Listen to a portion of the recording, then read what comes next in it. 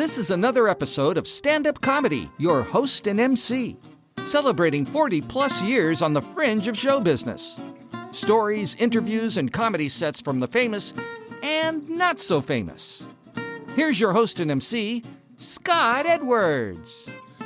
Hello and welcome to another great show. Stand-up comedy host and MC. Man, do we have a fun interview for you today.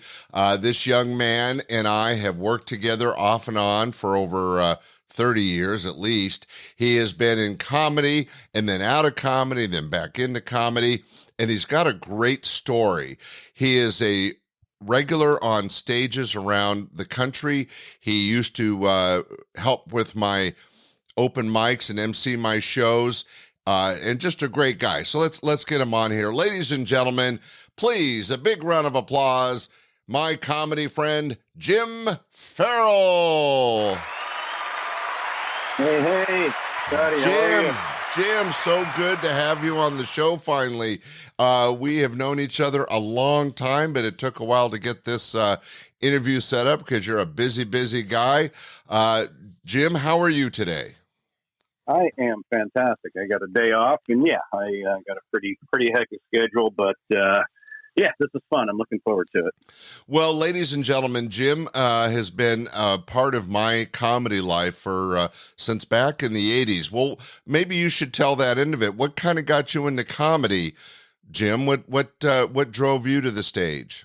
Well, I started off as a fan of comedy. I always loved it, and I remember back even when I was a kid, like in high school, we'd be out in the front yard playing football, and then I'd have my mom, when she was watching the old Mike Douglas show or Merv Griffin, I said, when the Standup Comic comes on, come out and get me. And I'd run in the house and watch the comics, and back then it was Franklin Ajay and George Miller and, obviously George Carlin and Pryor, all those guys. And then once they were done, I'd go back out and start playing football again. So I was always a fan. I came down to your club many times before I started doing it, and I just wanted to try it one time. And at some point, I got the courage to do it, but I wasn't terribly confident. So the first couple of times I went on stage, I actually did juggling. I don't remember that, and also I didn't know that you were a customer before you were a comic at the club. I know you're from this area, but that's interesting. Well, I happen to live in a house that comedy built, so thank you for your small part of my house. So what year would that be? Well, when I started? Yeah, that you were coming to the club and then got the courage to get on stage. And did you appear at one of the open mics or take one of the comedy schools that was being run by Karen and Del Van Dyke? No, this was long before that. I started, I think my first set was probably around 87 down at the old Metro. And I did that for a couple of years. And then I did your contest one year where I actually did juggle. And I got fourth. I was one place from moving on to the next round. And boy, I was pissed at you. Well, I wasn't the judge per se, but what he's referencing is we used to do a regular competition called the Great Northern California Comedy Competition, and it was really a cheap way for me as a producer to see a lot of different talent because people would come from all over the state to perform in this because we had cash prizes and more work for people. But were you juggling for a long time before this? Was that something you did in school or something? Yeah, I just, I was in high school and I went down to Fisherman's Wharf one day and saw the guys. And so I figured I just spent one summer doing it. And I figured this is going to be a great way to get girls. Didn't work. My friends were giving me a bad time, like juggling, that's kind of gay, isn't it? And I'm like, no, juggling's cool. And then I remember one of my first patterns I learned was a 4-ball shower. And I thought, well, okay, maybe. Boom. There's a little joke there. Well, that's interesting. Doing juggling to meet girls. I think that's very funny. When you went down to the wharf, you probably saw some of our old friends. Fred Anderson was a regular down there and others. So you did comedy. Now, it was not just juggling. I'm sure you did some material. Yeah, there was some material. And I think my philosophy at the time was if the jokes don't work, at least, they're being entertained somehow. So I did that for a while, and then I kind of slowly got rid of the props and started doing stand-up. And I don't know if I did a second competition, because eventually I got booked by you. I did a lot of the emceeing on the weekends. Classic Scott story. I'd get $20 for each show that I hosted. And on the weekends, I hosted 2 shows, and I got 20 for the first show and 15 for the second. Never figured out your math, but well, there's a bit of a reputation for me being cheap, but I treated you well. You did, absolutely. No, it was. Look, your club in the heyday was. I mean, I didn't play every club in the country, but my gosh, that Old Sac location had to be one of the best clubs in the country. That place on our early show Saturday, and every night, but it was just incredible. I mean, it was pretty amazing. Yeah, we were pretty lucky. We got a chance to design that room. It had a low ceiling. We had people right up against the stage. We had 3-tiered seating, so everybody, it was like arena seating. Everybody had a good view. It was really a jam on the tours. I'm proud to say it was fun to work. But as you're right, as a opening act MC, you could get a lot more work from a producer like me because 1, you were good, 2, you were clean, and 3, you were consistent, which for a producer is so important. And I'm sure getting all that work on stage helped you hone your act. Oh yeah, no, absolutely. And I remember, you're young and you're doing comedy, and the problem is when you're first doing comedy, you're thinking about your set, right? And you're not performing it. So there was one time where I got 3 weeks of comedy back to back, and the last week was at your club. I was in Albuquerque, New Mexico, and then I was in Tucson, Arizona, and then the third week I was at your club.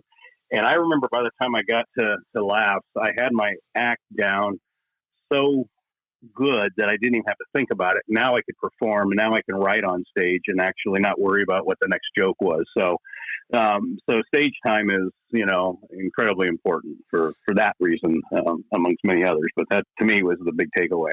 Yeah, it gives you the confidence, I think, to play on stage because you can bring the audience back, and that's something that's just so valuable. And you can't just buy that. You have to earn that with time and hard work. I'm glad that worked out. Now, you were a regular road comic for how long, Jim? Well, after I was with you, I moved down to LA and was writing for about I was down there about 2 years, I guess. And, good buddy of yours, Steve Bruner, he and I did a lot of freelance writing together. So when I was in LA, I did mostly local stuff down there.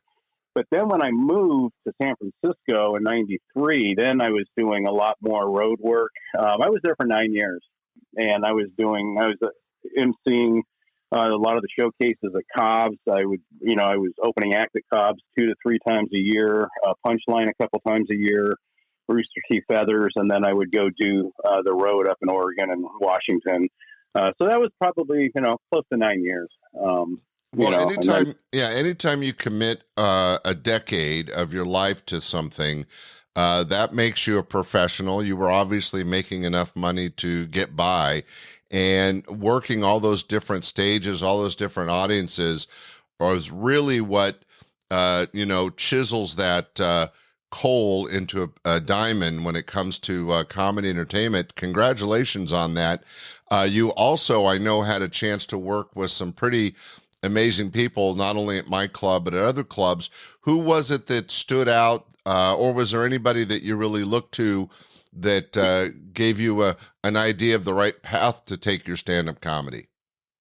Yeah, I don't know that there was, I certainly had people that I looked up to in the early days. It was, one of the coolest things about one of the weeks with you is I was out at the Birdcage or Citrus Club, and it was one of those weeks where you had 3 different pretty big headliners. And I want to say I was hosting that week, and there was Pat Paulson, Pete Barbuti, and Bobby Slayton. Wow!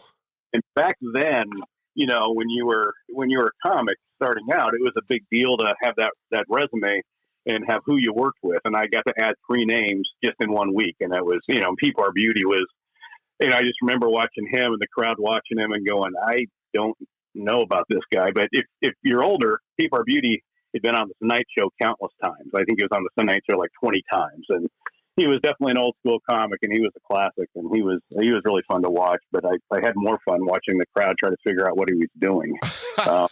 Well, people like Soupy Sales, Pat Paulson, Pete Barbuti, I used to like to bring in what were kind of Catskill type comics, old school comics, because they were the foundation of this industry that was really taking off in the 80s and 90s. But these guys were working it back in the 60s and 70s when, it was all strip clubs and jazz clubs. And it was always fascinating to me to see how they had developed and how it's different than it was in the 80s. Of course, it's way different now. But what a great experience. I'm sure you got a chance to meet some other pretty amazing acts. What was some of the great memories you have of working the road at the time? I worked with George Lopez a couple of times, and he's a interesting guy, pretty amazing comic. And hanging out and partying with him was interesting. We were at I think the Walnut Creek Punchline one time, and he bought the crowd all a shot of whatever they wanted. It was a slow night apparently, and there wasn't that many people, and that got a little bit out of control, and so that that was kind of a odd one. One of the best things I ever did is I was working with Brian Regan at Cobb's, and Brian Regan's I think he's just one of the funniest comics I've ever seen. Yeah, funny guy. And I've got to play golf with him, and he was equally as funny on the golf course. I mean, he was horrible, but man, it was the best. Bad golfer, good comic. Yeah. I mean, it would have been completely unfair if he's that funny and a great golfer. That's too much. But yeah, it was, I worked with, obviously I worked with Bobby Slayton, Brian Regan, Dom Irera back in the day, Dana Gould. I would host at Cobb's, and that was a great gig because you actually got money, right? You got $1 for every person that came into the room. And I think that room probably held about, $175, would you say? I know you'd been there many times. Yeah. So, you'd make a pretty good night. Plus it was a lot of fun. And 3 of the nights I was there, Robin Williams came in. And one of the nights who's now my wife, she was with me. It was early in our dating cycle, if that's what you want to call it. And so she's at the show, and we're watching the show, and I'm trying to impress her, and all of a sudden Robin Williams walks in. And so after the show, he was back at the bar area hanging out with me and Suzanne. And, she was just like, holy Toledo, this is unbelievable. And so, I bought myself a pass for about 6 months. I couldn't do any wrong because if she got mad at me, I said, look, I introduced you to Robin Williams. So, well, I think that's very funny on a very marriage level, right? That is it always good to get a few extra kudos in the bag for when we F up like we do, like men do. But one of the things that's interesting about being in any fringe part of show business is the personalities that we get a chance to interact with. And, Robin worked my stage twice. There was a lot of other people we were talking about, Pat Paulson and others. And just the opportunity to breathe the same air as these, comic geniuses and people that really took this craft and honed it into something special. I mean, it can't help but rub off a little bit and learn something from watching that. And I think what you're saying is all that work at Cobb's and all the people you got a chance to work with over the years had to help you develop. I mean, you had a decade of professional comedy work. I mean, that's a real success, Jim. Congrats. Yeah, thank you. Yeah, I think the big takeaway for me was, just the confidence. Because I think if there was one thing that probably I lacked a little bit is just confidence. And, and I was, doing comedy and I was having some success, but it was never big on like self-promotion. And I just remember I was looking back, I was thinking about it the other day. And so I was in San Francisco and I got an opportunity and it didn't pan out, but, Wendy Liebman, I worked with her at, what is it in East Bay, Tommy T's. And she came up to me afterwards and she goes, "Oh my gosh, I think you're really, really funny. If I ever get a sitcom, I'm going to call you to write for me." I'm like, "All right, whatever." It's just, people being nice. I didn't think anything of it. And like 3 weeks later, she calls me. She goes, "Guess what? I got a development deal. Can you work on a pilot for me?" I was like, "Holy Toledo." So yeah, but a couple weeks later, she called and said the deal fell through. But yeah, it was weird. I just, I had opportunities. I think I was better than I gave myself credit for. I got a call from Saturday Night Live. They wanted me to submit jokes to Norm Macdonald. And, like we talked about, kind of when you saw me the other night, that was a true story. I was just like, man, I just got to a point where I was done. And I'm probably jumping ahead a little bit in the conversation. But yeah, I just had a lot of really nice opportunities, and I wish I would have taken advantage of more of them. But I had to do what was right for me at the time. So stand-up comedy did open up some doors, give you some opportunities, but at a certain point after 10 years and not really getting that maybe career level, especially financially, it's difficult. Only a handful of people really make a full life's career out of comedy and make enough money to raise a family and stuff. Now, I alluded it a little bit earlier, but you transitioned into wine and became a wine expert. You're a high-level sommelier. Why don't you walk us through real quick how that happened? What got you interested in wine? Well, when I moved to San Francisco, Rick Clay, right? Yeah. And so, we were, casual friends at the time. And he was like, "Oh, you got to come down to San Francisco. If you want, I can get you a job at my liquor store."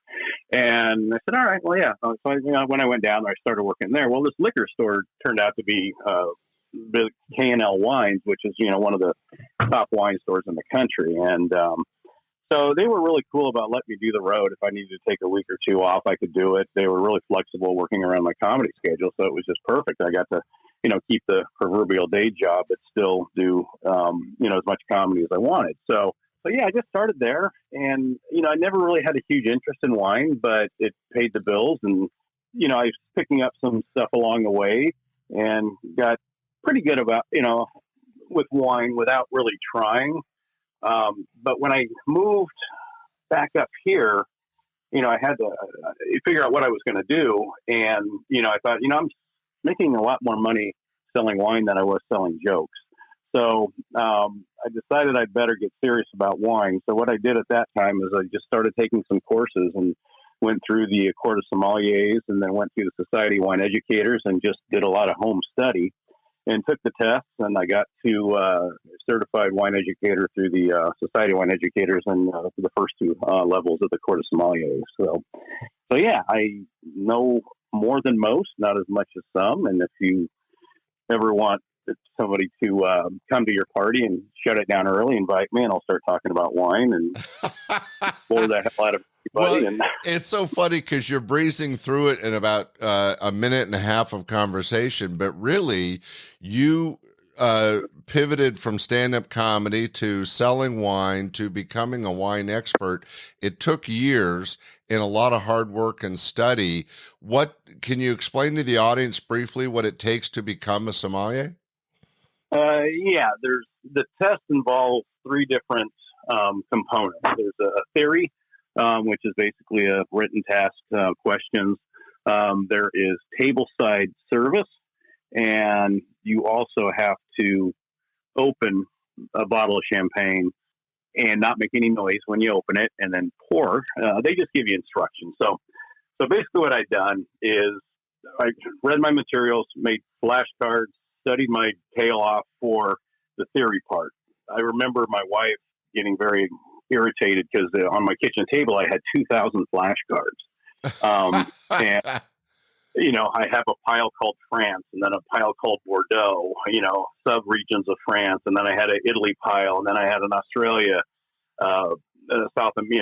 Chile, Argentina pile, Germany pile, and all these were what grapes grow in certain areas, and what are the regulations, and what are the grapes of Burgundy, what are the 5 major regions of Burgundy, what are the 13 sub-regions of Côte de Beaune, and 17 sub-regions of Côte de Nuit, and all this stuff that just is fascinating to me, but boring, right? So, yeah, I studied for that test for 9 months.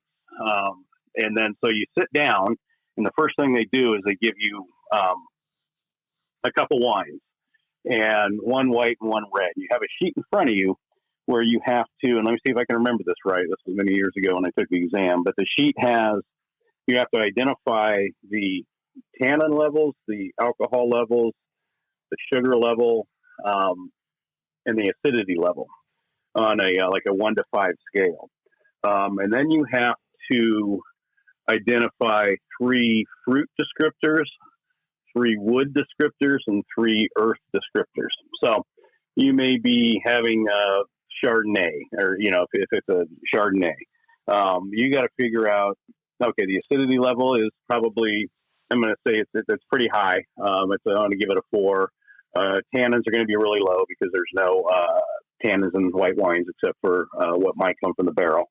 Then you got to figure out the sugar level. Okay, it's dry, and then and then you move on to the different types of fruits, and then you have to kind of your final conclusion where you have to say old world versus new world, country, and then grape varietal. Wow. And so you do this kind of by deduction, right? It's not so much that you taste this wine and you know exactly what it is. And that certainly can happen. But knowing, this is where the theory part comes in, is I'm going to say this wine is got really high acid. It is tree fruit. You might get some apple. You might get some pear. The alcohol is a little low. So I'm going to say this is an old world wine. Okay, so now you've eliminated half the world, right? So now this wine has to be from somewhere, blah, blah, blah. Well, now you got to figure out, okay, maybe this is a Chardonnay. Well, where in Europe does Chardonnay grow?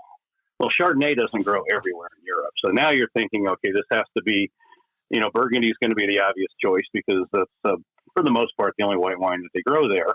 So you might say Old World is your conclusion. It's going to be from France. It's going to be from Burgundy, and it's going to be a Chardonnay, and it's going to be a 19 or 2008, a couple of years old. It's not an old wine because you can tell by the color. So yeah, that's basically how it works. And wow. I'm going to interrupt. You're basically a wine detective. So it's not so much memorizing each and every wine because there's thousands of them, but what you're doing is breaking down what created the wine, and then as a detective, you're searching out which each wine, the properties it has, and that helps you become the wine expert that you are. Yeah, it's kind of what they even call it, a deductive tasting, right? So, yeah, so you're going to figure out what the wine is not. And then you kind of go through your head and you eliminate. Okay, so you get a white wine. Okay, well, I know it's not Cabernet. I know it's not Merlot, right? So now you're thinking it's going to be Chardonnay, Pinot Grigio, Sauvignon Blanc, Viognier, Roussanne, Marsanne, the major grape varietals. And they're in these tests. They're not going to give you some goofy wine that no one's heard of. They're going to keep the wines to classic varietals, the classic regions. You're not going to get a Cabernet from Fresno, right? I mean, it's going to. Well, so you've learned there's this education aspect. Did you learn to enjoy wine? I mean, is it something that you would have been drinking anyway, or did all this knowledge kind of take you down that path of enjoying wines of various types? No, I think just what I did took me down that path, and I really enjoy it. I still do. I mean, there's a famous quote by somebody, I don't remember his name, but he said, "Wine does not grow in ugly areas." So, usually if you're in a wine growing region, you're in a pretty cool place. Unless of course it's, Fresno, but, Well, for all of our international listeners, Fresno is exactly as he states. No, I mean, this wine thing has taken me to Europe a couple different times. I've been to Germany, I've been to Portugal, I've been to Spain, I've been to France, I've been to Italy. Oh, that's so cool. I didn't know you got all that travel out of it. That's amazing. Yeah, no. And we spend 16, 17 hours a day at wineries and eating and tasting wine. And it's an amazing trip. It's a bit much, to be honest with you, because they figure, hey, we're paying you. We're going to get, the money out of you. But it's obviously an amazing experience to go to these. You didn't stay with K&L Wines. You developed as a sommelier. You got your knowledge levels up. You've actually moved your way up the corporate ladder. Who do you represent now? I work for a retailer called Total Wines and More. There's about 250 stores throughout the country, and they're basically like Costco of wine. The stores are about 30 to 40,000 square feet. We got 8,500 different wines. Wow. We have probably 4,000 spirits and like 3,000 beers. How many sommeliers would a company like Wines and More have? Not necessarily a lot. We have our own in-store program called the Total Wine Professional. That's a series of 7 exams. So although there are plenty of people in the company who are certified sommeliers, there's a lot of people who kind of just started with not a ton of wine knowledge and worked their way up and are working through the in-house program. So it's 7 tests that consist of a California test, Washington, Oregon, and then there's a France test, and then there's a Bordeaux test. It's its own thing. There's a Southern Hemisphere test. There is a dessert wine and champagne test, and then there's, I think, Italian test. I don't know if I mentioned that already. And then the rest of it's a pretty intense program. Well, I think that's a great opportunity for the employees of the company, but I also was trying to get to the point that this large, successful corporation that sells wine looks to somebody like you as the education leader. I mean, there's not a lot of world-class sommeliers working for this company, so you become a very important part of that industry, and that has had to have brought you a lot of financial and personal success. Oh yeah, no, it's been great. I'm the trainer for this region, so whenever there's wine and spirits classes, I'm the one that does the education for it. Financially, yeah, it's been good. And a lot of this when I first started, because there was a gap in between K&L and Total Wines where I worked for Bevmo, and there was a point where I decided to do all this stuff because I wanted to make myself I wanted to make it hard for them to get rid of me. So I figured I'm going to kind of create my own path here and, become a wine specialist, become a sommelier, and that way the company's going to think, long and hard about who they're going to get rid of. Well, you made yourself valuable to the company, and you improved your own education, your own level of expertise. So it really was a win-win. And I think most of the people, at least in Northern California, have heard of Bevmo, and of course, Total Wines and More is where Jill and I shop. Having that background and having that career line, here we are a couple decades later, and you've built quite a successful career, yet you've pivoted again. And I know that you've been doing some writing classes with our friend Steve Bruner. You've been performing. I just saw you Sunday at the Punchline as you're back on stage and performing. So what brought you back to stand-up comedy? Because you had a nice 10-year career. Then you've had a couple decades as a successful wine expert. What's bringing you back into comedy? I think bigger question was what got me out of comedy. Because I've always loved writing and I love performing, but I just got to an age and a place where when I was in San Francisco that I was like, okay, I need to move. And I've done San Francisco, right? And I need to move to LA, or I need to move to New York, or I need to go, move back to SAC. And I'd bought a house up here a few years prior. My girlfriend was up here, and she was wanting me to move.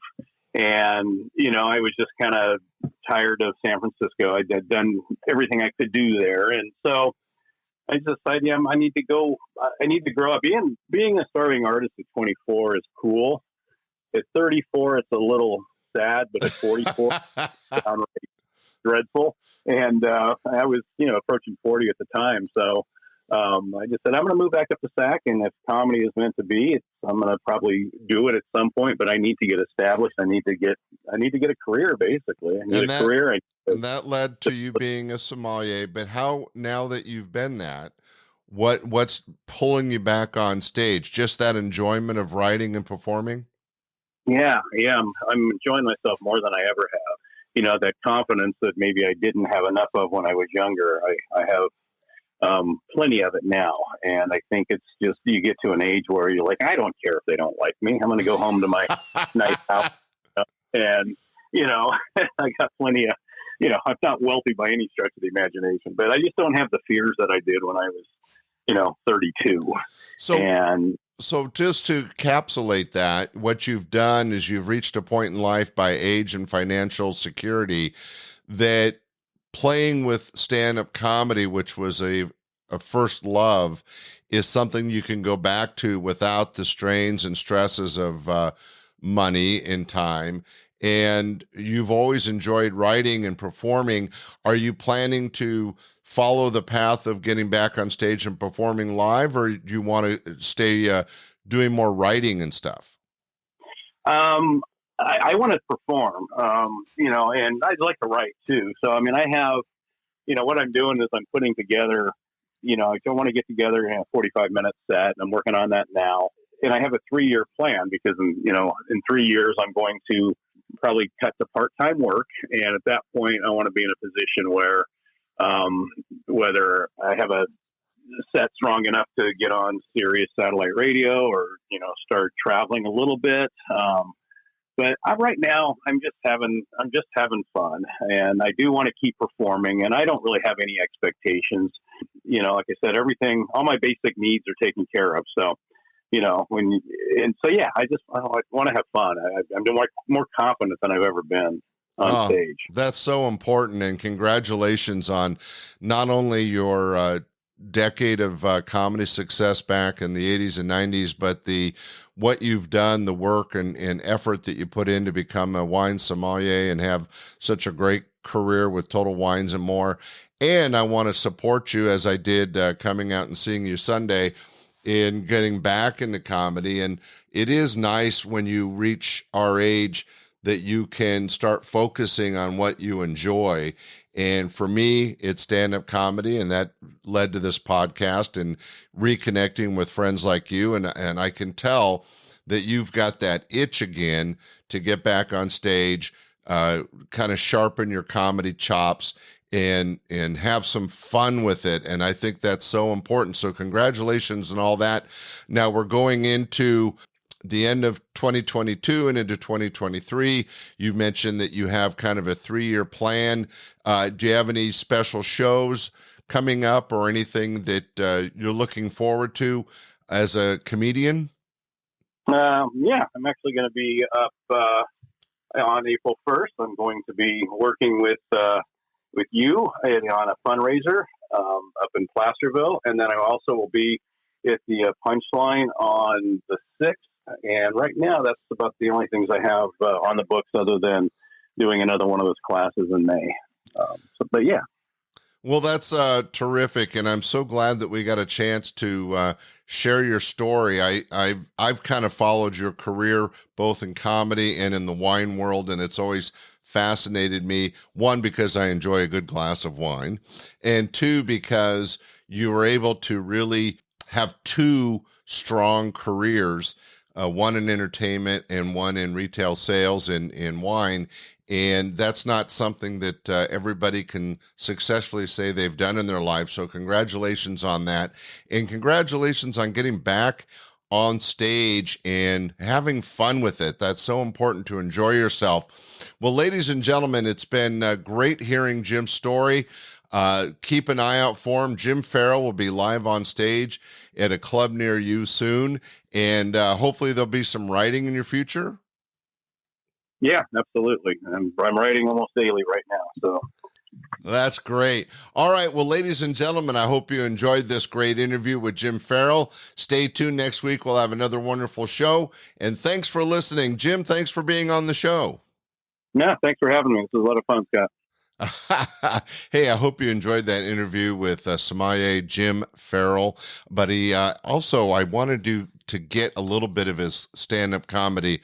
So here's Jim sharing some of his recently written material, just so that we have a little stand-up on this interview show. And here comes Jim Farrell sharing some of his comedy. Enjoy. Hey, thanks, guys. So I moved from San Francisco to Sacramento to get married, and I married into a family that's a little more conservative than I'm used to. Done a lot of things for the first time. I went to see my first country music show. Scott, do you love the country music? That's funny. I don't know if you guys love country music or not, but I hate country music. Hate country music for one reason, and that's because it all sounds the same. That's why I listen to reggae. I'm no dummy. I got both the albums. So my brother-in-law took me shooting. He's a big gun guy, and I don't really want to get in a big gun debate right now. But I will say I'm against guns for home protection, only because I don't want to spend $500 on something I hope I never have to use. I spend $500 on a gun, I'm shooting somebody. If I want to spend a lot of money on something I'm not going to use, I'm buying a book. Yeah. I'm buying broccoli and I'm buying running shoes, so you get the idea. But moving into a nice neighborhood was a little bit different. In San Francisco, the neighbors were friendly enough, but we just kind of stayed to ourselves. Now I'm in the suburbs, and everybody wants to be your friend. And I got one neighbor who is constantly bringing me fruits and vegetables, and I'm leaving them on my porch every day. I come home and there's a pile of zucchini. And it's like, what? You couldn't throw it away? Thanks for giving me a chore. Oh, so what are neighbors for, right? Exactly. I married a Hispanic gal, and probably not the most traditional Hispanic woman I've ever met. She's got one kid. She doesn't speak the language, and the house is a mess. 30 million cleaning women in California, and I get the one that doesn't clean. Right. Well, I get it. And Suzanne, I'm sure, loves that joke. Oh, she really enjoys it. I'm happy to, be with Suzanne, because she's wonderful. Because when I was younger, I really wasn't, I didn't have a lot of confidence with women. Getting the girl's phone number was a lot like playing the lottery. The chances of all 7 numbers being right were about 1 in 20 million. Well, that's great. Well, ladies and gentlemen, there was a little stand-up comedy by Jim Farrell. Thanks, Jim. Thanks, Scott. All right. Well, we've had a good interview and a little bit of comedy. Ladies and gentlemen, thanks for joining us for this week's show. And next week, another great show for you. Hey, thanks for listening. Be sure to share and rate when you can. We'll see you soon. Bye. We hope you enjoyed this episode of Stand-Up Comedy, your host and MC. For information on the show, merchandise, and our sponsors, or to send comments to Scott, visit our website at www.standupyourhostandmc.com. Look for more episodes soon and enjoy the world of stand-up comedy. Visit a comedy showroom near you.